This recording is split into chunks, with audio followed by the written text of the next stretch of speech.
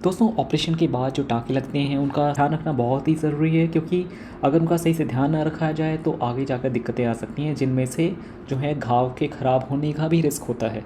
दोस्तों इस वीडियो के माध्यम से जानेंगे ऐसी क्या क्या इंपॉर्टेंट जानकारी है जो आपको ध्यान रखनी है, जिससे कि आपके टाँकों में दिक्कत ना आए। तो सबसे पहले इंपॉर्टेंट चीज़ है कि आपको अपने डॉक्टर का जो भी एडवाइस है वो प्रॉपर्ली फॉलो करना है। अगर डॉक्टर ने आपको एडवाइस करा है कि ड्रेसिंग जिस दिन करानी है तो उस दिन जाकर ड्रेसिंग करानी है। अगर डॉक्टर ने बोला है कि ड्रेसिंग नहीं खोलनी है तो नहीं खोलनी है। डॉक्टर ने अगर कुछ बताया है कि क्या दिक्कतें होने पर तुरंत हॉस्पिटल में जाकर रिपोर्ट करना है, तो इन सब चीज़ों का ध्यान रखना ज़रूरी है। तो उसमें से एक इंपॉर्टेंट चीज़ ये होती है कि पट्टी जब भी गीली हो तो आपको अपने डॉक्टर से कॉन्टैक्ट करना है, ताकि टाइम पर पट्टी अच्छे से हो सके और कोई आगे जाकर दिक्कत ना आए। दूसरा ये कि आपको जो है अपने घाव के आसपास की जो स्किन है, जो चमड़ी है, उसको गंदा नहीं करना है। उस पर कुछ धूल मिट्टी कुछ भी नहीं लगने देना है, उसको साफ रखना है। उस स्किन को क्लीन रखने के लिए आप सैनिटाइजर वगैरह का इस्तेमाल कर सकते हैं, और ध्यान रखें कि उस पर कुछ और चीज़ ना लगे। एक चीज़ और, आपको जो है अपने हाथ हमेशा साफ रखने हैं। कुछ भी आपके हाथ में कचरा लगे, डर्ट लगे, फिर आपके हाथ किसी भी तरीके से गंदे हो तो आपको जो है तुरंत जो है नॉर्मल साबुन के पानी से उनको धो लेना चाहिए, ताकि कभी भी घाव के आसपास की अगर आप चमड़ी छू रहे हैं तो आगे जाकर दिक्कत ना करे। एक इंपॉर्टेंट चीज़ और है कि आपको जो है टाइम पे ड्रेसिंग करानी है। अगर टाइम पे ड्रेसिंग ना हो तो घाव जो है वो बंद होने के कारण जो है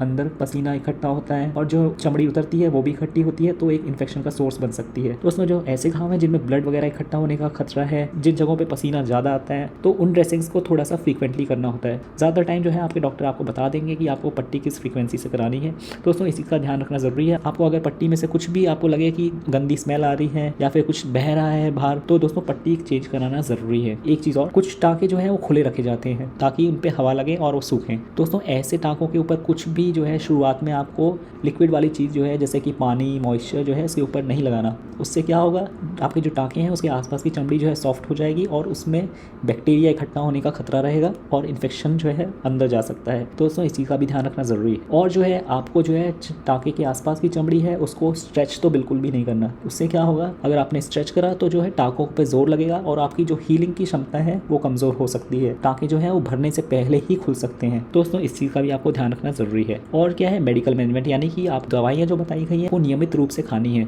यानी कि आपको जो इन्फेक्शन कंट्रोल की दवाइयाँ हैं वो खानी है, जो ताकत की दवाइयाँ हैं वो खानी है। ट्राई करना है आपको कि कभी भी कोई भी दवाई आपकी मिस ना हो। एक चीज़ और आपको ध्यान रखना है कि आपके घाव में अगर इन्फेक्शन जैसे कोई लक्षण आ रहे हैं तो आप तुरंत अपने डॉक्टर को संपर्क करें। इसमें जो है आपको बुखार आ रहा है, घाव में बहुत ज़्यादा दर्द हो रहा है, या फिर पट्टी गीली हो रही है, या पट्टी के आसपास से कहीं से पस या फिर खून का रिसाव हो रहा है, तो आपको तुरंत ही अपने डॉक्टर को संपर्क करना है, ताकि घाव को देखा जा सके अंदर दिक्कत क्या है। दोस्तों इन्फेक्शन वाला घाव इस तरीके से दिखता है, उसके आसपास जो होता है पानी सब रिसता है और पीला या फिर कभी कभी सफ़ेद रंग का पस भी उसके अंदर से बह सकता है। और जो है आपको अपने खान पान का ध्यान रखना है। आपको हेल्दी चीज़ें ही खानी है, जिसमें जो है हरी सब्जियाँ होती हैं, प्रोटीन होता है। आप नेट पर सर्च कर सकते हैं, जिनमें विटामिन होते हैं वो सब चीज़ें आप खा सकते हैं। तला हुआ या फिर बाहर का खाना आप अवॉइड करें। और जो है जब आपके टाँके सूख जाएँ तो आपके डॉक्टर आपको बताएंगे कि जब टाँके सूखेंगे तो उस टाइम पे आपको टाँके निकलवाने हैं। अगर नहीं निकलवाए तो क्या होता है दोस्तों, ये जो टाँके हैं आपके स्किन के ऊपर रिएक्शन कर सकते हैं और इन्फेक्शन का भी सोर्स बन सकते हैं। तो ज़्यादातर 2 या 3 हफ्ते के अंदर आपको टाँके निकलवा लेने चाहिए। आशा करता हूँ ये वीडियो आपके लिए हेल्पफुल रहेगा। धन्यवाद।